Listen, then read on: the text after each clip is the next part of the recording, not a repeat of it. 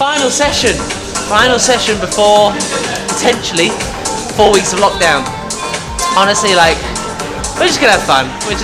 Like, that's all it is. Legs and at muscle works. Doesn't get any better than that. So enjoy, and we'll probably just chat along the way. That's it. Let's do it.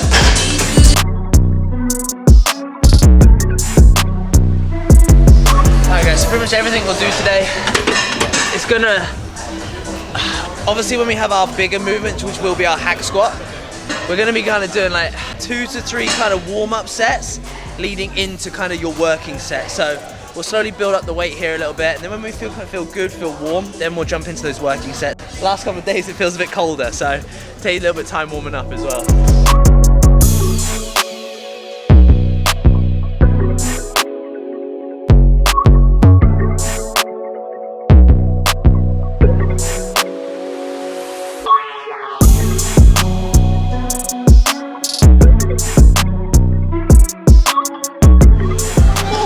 In that last set there with our working sets, we're making sure we're secure, really pulling ourselves down into there, just to make sure we're really stable and can focus on the contraction and obviously controlling the eccentric as well. But a lot of people forget you're meant to be using these. Keep yourself down in there. I know it gets all fancy now, a lot of people standing up and doing the abductors and everything, but no, secure.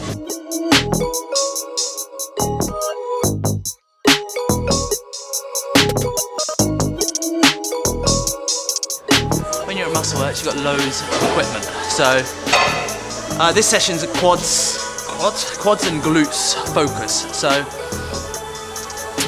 normally we kind of do like a goblet squat variation. This time we're just using a V squat, so it's just putting a little bit more focus into hamstrings and glutes. That's all it is. So we're just facing into the machine to put a bit more stretch into those hamstrings and glutes. My feet, I just got a little bit wider than kind of like a normal squat stance, but nothing too crazy. Just trying to find, like, doesn't have to be over exaggerated, just go to where your hips feel comfortable, but just a little bit wider than squat stance.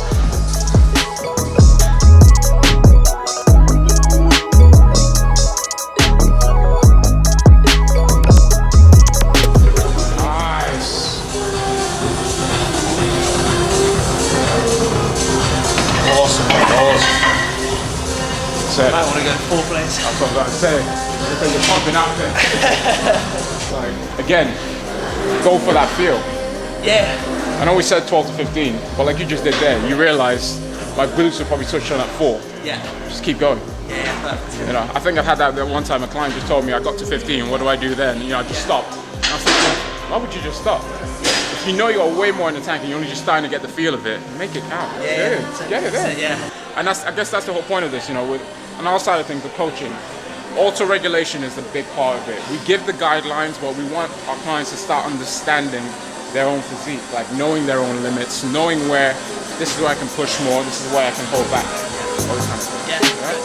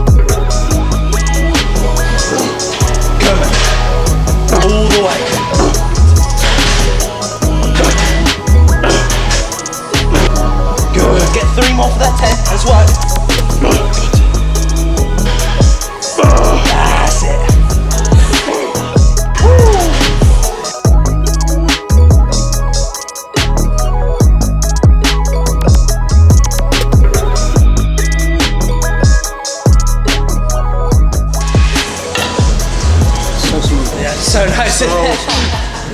Honestly, I think even with a warm-up, we've got no plates on there.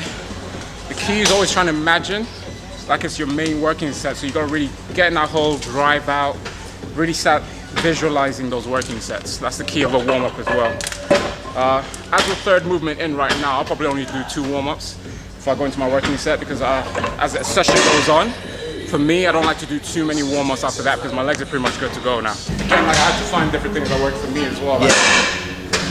Yeah, so if anyone ever tells you to keep your knees behind your toes in a squat, tell them to do one. So if you, a great example is if you snap mine if I did that. if you look at Josh's knee, so where's your knee? My knee starts there. Yeah, so probably, so mine's already like an inch or so lower. So like, when someone says, don't let your knee track over your toe, I'm like, you don't get a choice. For him, he has to. It's fucking, it's I think the other thing as well is that's where you get the best part of the knee flexion to actually grow. Yeah, it's teardrops, you know, the medialis, lateralis, everything. You need to actually get that knee flexion. I think the key is like when you go down, they're trying to tell you to stop here. Yeah. You're missing out on that there. Yeah, When you stretch. go there, Yeah. heels are still down, but you get that knee flexion, that stretch. As you can see, that starts to engage just around there.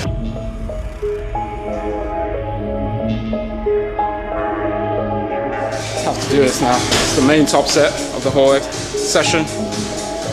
Only one thing on my mind, which is when next I get on stage, if these legs are not improved, it's on me right now. It's on me not doing this set, not giving it my all. That's literally what the mindset is right now. Get it done or just go home. Simple as. Go! Good. Come on, go through. Go.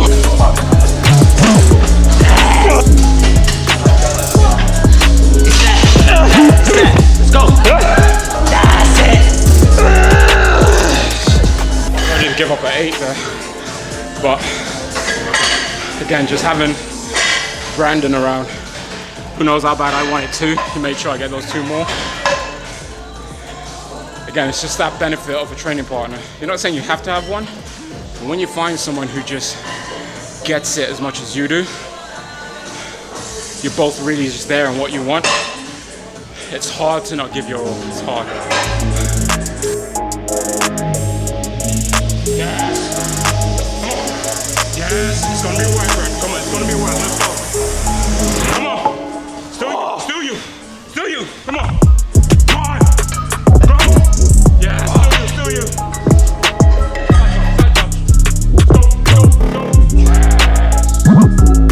I think it's a good time to just touch on rest between sets.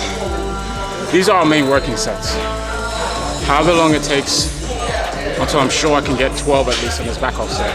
There is no 60 seconds, 90 seconds, whatever. It has to get done, simple as. If I don't get it done because I didn't get enough rest, that's what will be kicking me. If I don't get it done, I had enough rest, then I'm fine with that. But basically no excuses. I don't want any excuses. Get the 12 minimum and go from there.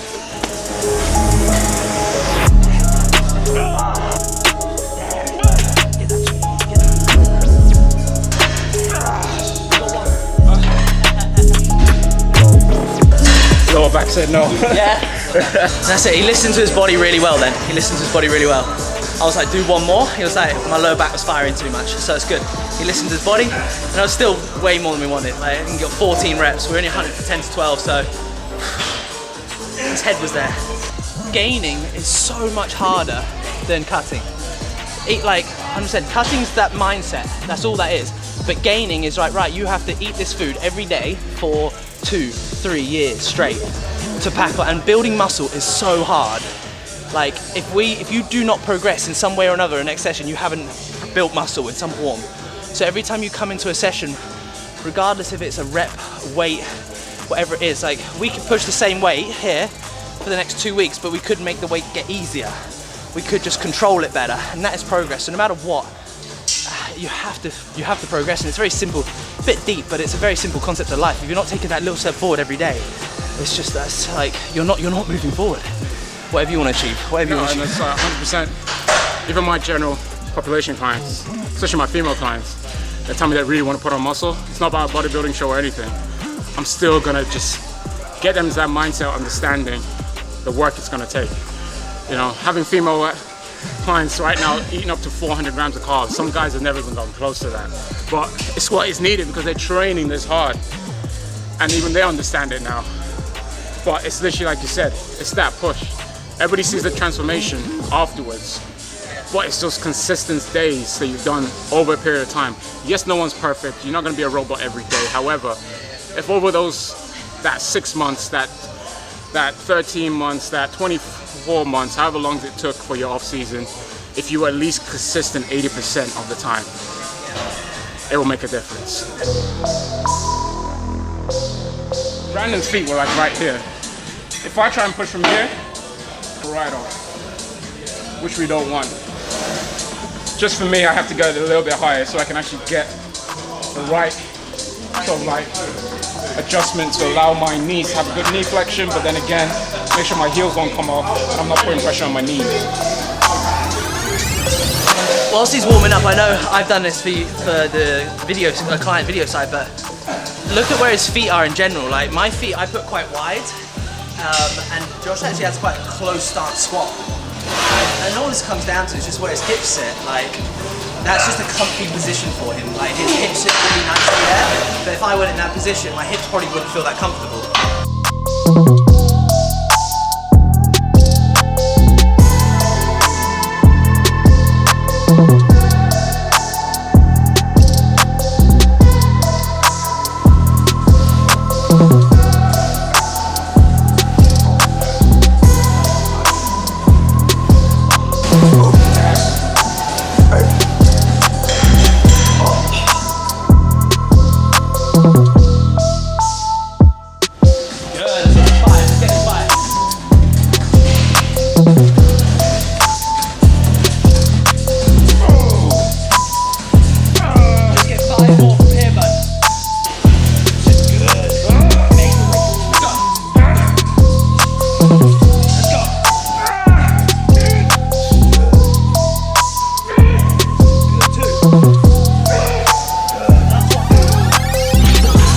This is one of them times where sometimes I do hate Brandon a little bit because I'm a low volume sort of trainer. Like a leg day for me, 3 movements and I'm out. So like, I would have done like maybe abductors, hack squat, leg extensions, and then something on the hamstrings and calves. That's pretty much it. I save my energy for those big ones. But it doesn't mean I don't like the high volume training. Again, it's always what works best for you. But like doing this every once in a while, that really challenges me in regards to like my own just simple like endurance, muscle endurance, and just like being able to survive stuff like this, pushing myself there again. I'm talking to you right now, but my ears are ringing. I don't even know if I'm making any sense.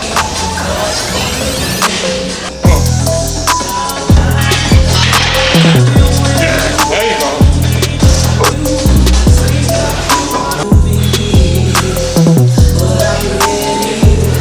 So again, something I normally wouldn't do here. But 2 main things I'm going to do though during this set. I'm going to listen to Brandon because I trust him in just knowing that if there's more in me, I could possibly give it.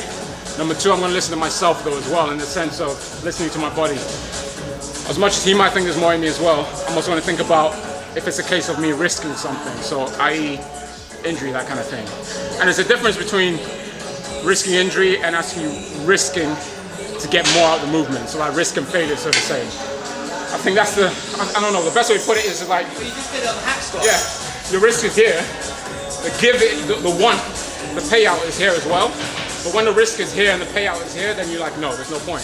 But if you feel like it's there or even the payout is more, then yeah, you give it. That's the best way I can put it, really. And that's why I'll listen to him, because he'll think, yes, there's more there. And as long as I don't feel that risk goes all the way here, then I'll keep going. Also, guys, it's just like, that sport, like, we've all had aches and pains. Every top athlete has had an injury of some sort, and that's just where you have to take your body there to learn where not to take it to, and also where you can take it to. So, in a sense, minor little niggles, they're a good sign because it's teaching you a lot of self-awareness.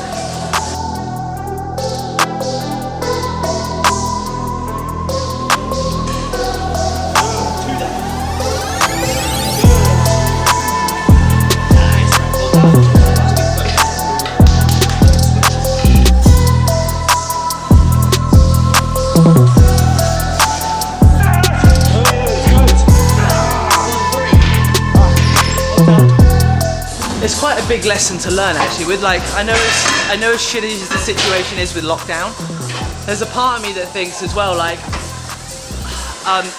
it's like, yes, we don't know how long it's going to be.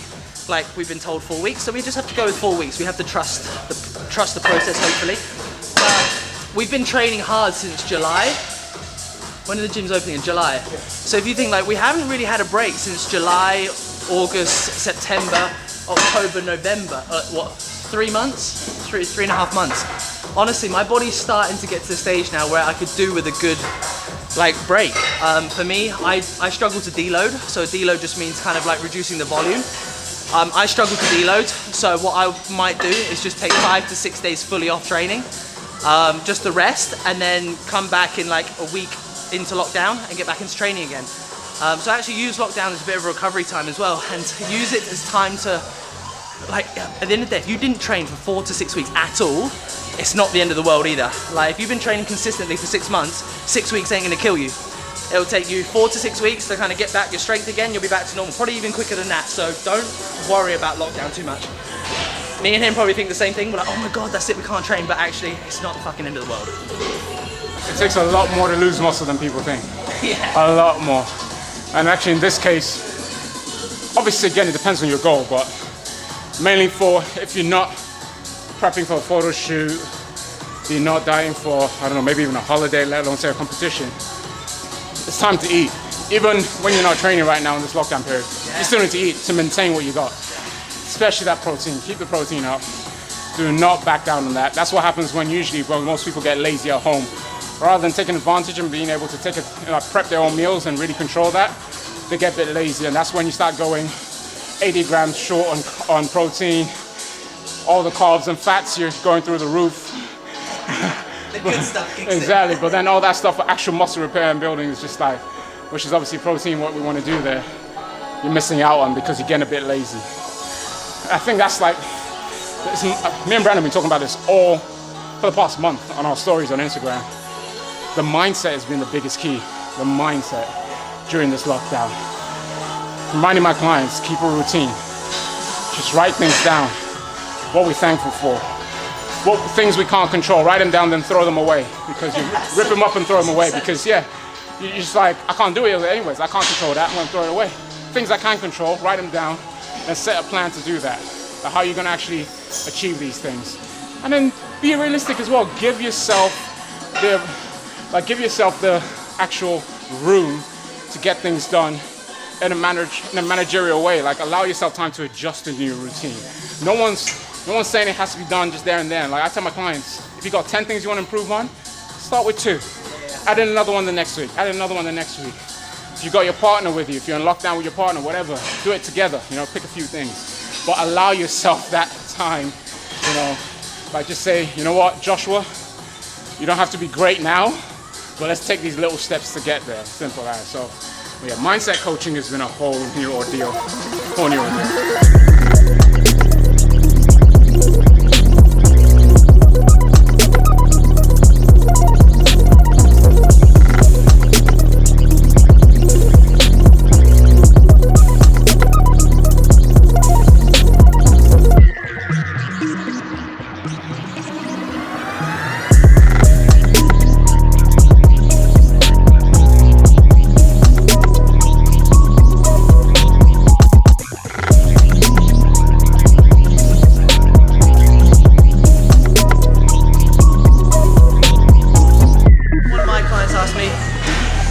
How do I train fasted, or how do I train in the morning? So obviously my dinner is going to be my pre-workout meal.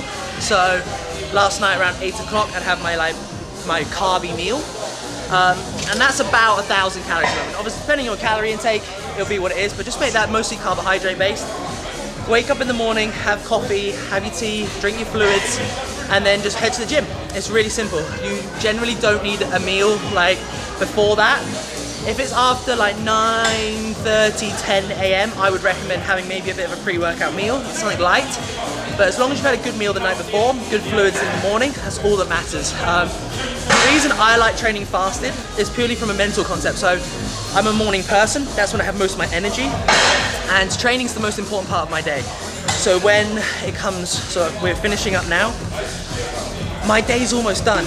I'm tired now, but my goal and my focus is done for the day. Now all I have to do is focus on clients, and a lot of that is just sitting down doing admin and things like that. So actually it's a lot less taxing, and even then it's like I haven't got any stresses in the day, so there's no worries in the day. I just wake up, I train, and then if anything pops up in the day that's like, oh, not the best, then I can deal with it then. So that's kind of it really. It's just purely from a mental point of view, building those routines.